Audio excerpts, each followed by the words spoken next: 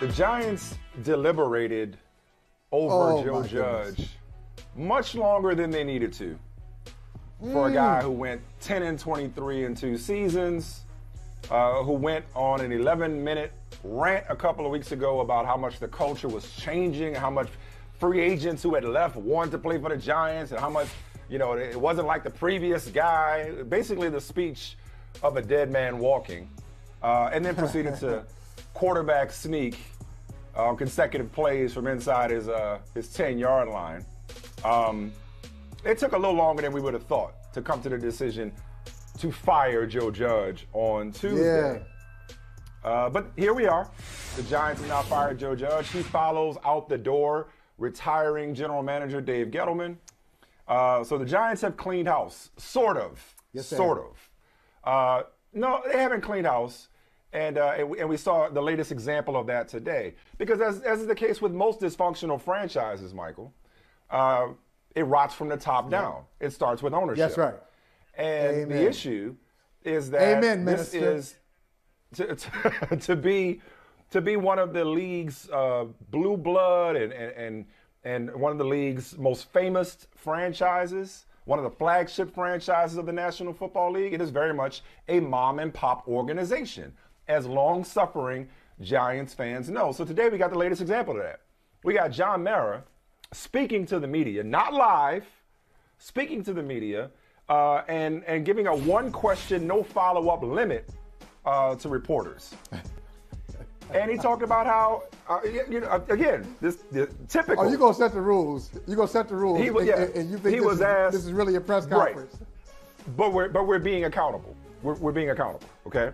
But here's the key question. This is the one that's making the rounds, the key answer, I should say. He was asked if this is the lowest moment that he's felt in association with the team. And he's owned the team for a long time. His family has owned the team since before he was born, of course. We're talking about NFL history when you talk about the New York Giants, right? He said, generational wealth. This is generational wealth right here. This is how it happens. He said, honestly, I would have to say yes, that this is his lowest moment. Yes, it is. I kept thinking during the season we had hit rock bottom, that each week it got a little worse, all right?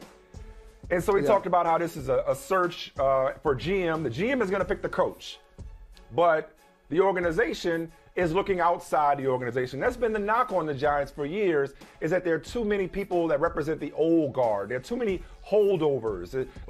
It's too many people who are too familial when it comes to who's running that organization. Yeah. To which I say, Michael, okay, if the same people are running the search, what should lead me, and more important, Giants fans, to believe that you're going to pick the right person to be the general manager, and then that person is going to pick the right person to be the head coach, free of interference from the aforementioned old guard. The more things change, the more they stay the same. So from McAdoo to Shermer to Judge, it feels like it's just going to be same old, same old. Although I have the solution, Michael, which I'll share shortly. Oh, I First, can't your wait. reaction to Joe Judge finally being fired. Okay, I can't wait to hear your solution, but we'll get there.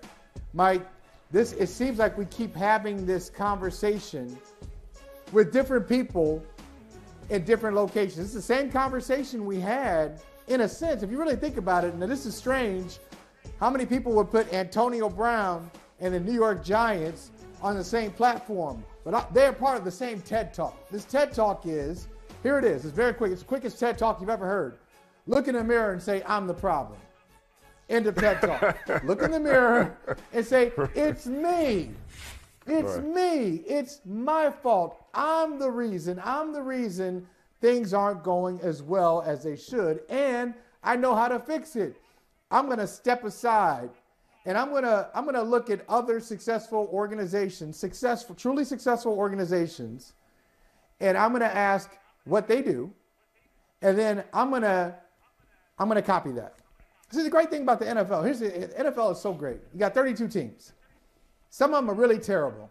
Some of them are really great. Some of them are inconsistent. But they're all around you. You're in the same league. So if you figure, all right, am I doing this right? You don't have to. It's not a rhetorical question. All you got to do is look around and see who's continually in the playoffs, right? Okay. So no, you're right. And before I get to my solution, I do have to come around. Sometimes it takes me a while, Michael. Sometimes it takes me a while. I'm okay. You know where I'm coming around to? Go ahead. I don't know. I actually don't know. Okay. Go ahead. I'm intrigued. Members of our family on Brother From Another, people on this here program, I do know. I get it now. Go ahead, Mike. Go ahead. I'm listening. I can't wait to hear how you spin this. I'm not gonna spin it. No, I'm not gonna spin it at all. Okay. Okay. And I'll give the ball back, but I just didn't want you to get too far past this point, and I didn't want to forget to say this because it's been on my mind and on my heart and on my spirit since earlier today. Members of this program, loyal viewers of this program, and we thank you, will recall a conversation that we infamously had that lasted, way longer than it should have. And that's saying something. That's saying something on this here show. It went longer than it should have. But we got in this argument. It was about the Bengals. And when they drafted Jamar Chase, this sidebar conversation that ended up taking an hour was about your statement that some organizations just don't want to win. And I was like, Michael, get out of here. Like, that's ridiculous. They all want to win. They all want to win. And I do believe that they all want to win. But my point was that they don't know how to win.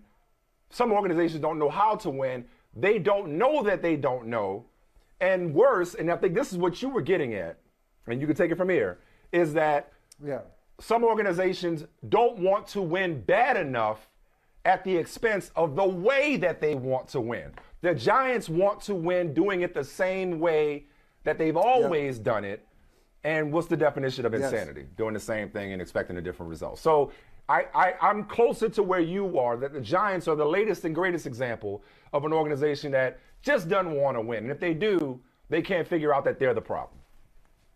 Yeah, and I think this is where I'd start. And I said, look around the NFL, look at other franchises. No, maybe I'd even start closer to home, Mike, and then I'd go outside. So internal first, then outside. The one thing you don't want to do when you're a rich person, which I've never been, but if I ever become rich, okay, this is what I'm going to do. I'm going to make sure that somebody besides my wife has the authority and the security and the guts to call me an a-hole. You know what? You're being an a-hole. You know what? You're stupid. I thought that was my job. You've got this all wrong. Right. Well, but besides you. But when you're rich. Besides my wife. When you're rich, yeah. Right, when you're rich. Right. Because what happens is, and sometimes the rich people don't necessarily ask for it.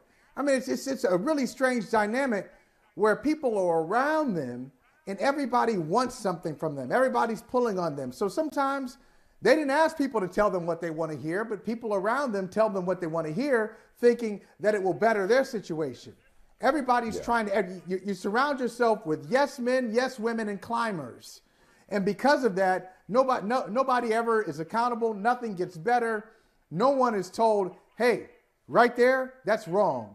And you may have created it. You may have thought that was a good idea. That was a bad idea. So I'd start there. I'd find a couple of people who would tell me no, a couple of people who would say, I'm full of it. Correct. And not be afraid of losing their jobs. Then I'd go outside the organization. But let me come back to Joe Judge here for a second, because this is an interesting thing. If NBC Sports came to me today and said, you know what, Michael Holley, I'm a big fan of yours. Thank you. I want you to be the president of NBC Sports. I would take the job, even though I have no business taking the job. President of NBC Sports, look, that looks great. First thing I do is get a desk, then put my dirty feet up on the desk and just sit there for a while, for 25 minutes. And think about, you know what? Do I want to keep Michael Smith on board? I'm not sure. Let me think about this. Let me think about it for a while. But, my first order of business. Yeah. You know what? Somebody call up Michael Smith. But the reason I say it that way is because the Giants offered Joe Judge a head coaching job, and I said it at the time, somewhere on tape. I said, Joe Judge has no business being the head coach of the New York Giants. He was a special teams coordinator for the Patriots. I'm not against special teams coordinators. That's not my point. No, John Harbaugh. He was special teams. They could be very good. They coached the whole team. They could be very good. Yes. So he was a special teams coordinator for the Patriots. And the year he got the job, he was, I think he was special teams coordinator, wide receivers coach too. That was one of the worst years for wide receivers in New England. Just, oh, by the way.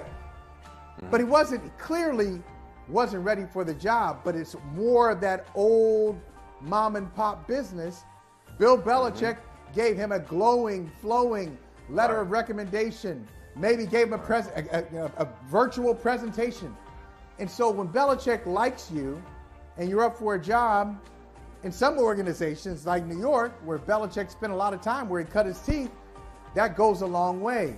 He shouldn't have gotten the job in the first place. So a lot of this is on the Giants hiring him. A lot of it's on him just not knowing what to do. It's almost like people are saying, well, he could have done things a little different. Yeah, he could have, but he didn't know better. He didn't know what he was doing. But that goes back to my point about the Giants. The Giants don't know what they're looking for. Now, I will give the Giants credit for this. I will give them credit for this. Because initially, the reservation on their part was reportedly they didn't want to be this model of instability. They didn't want to cut another coach loose after 2 years. They didn't want to do this again. So I actually give them credit for not sticking with Joe Judge against their better judgment. I give them credit for not sticking with Joe Judge just to prove, like, well, we're not going to be one of those organizations that turn over coaches. No, you got it wrong again. Ask yourself why you keep hiring the wrong people. Something's wrong with your process, or something's wrong with the people leading the process. So even if you hire another general manager to then pick the head coach, you're doing something wrong in the first place, because I have to question the general manager hired before he even comes in the door. I have to question if you know what you're doing to identify the right person, You know what I mean?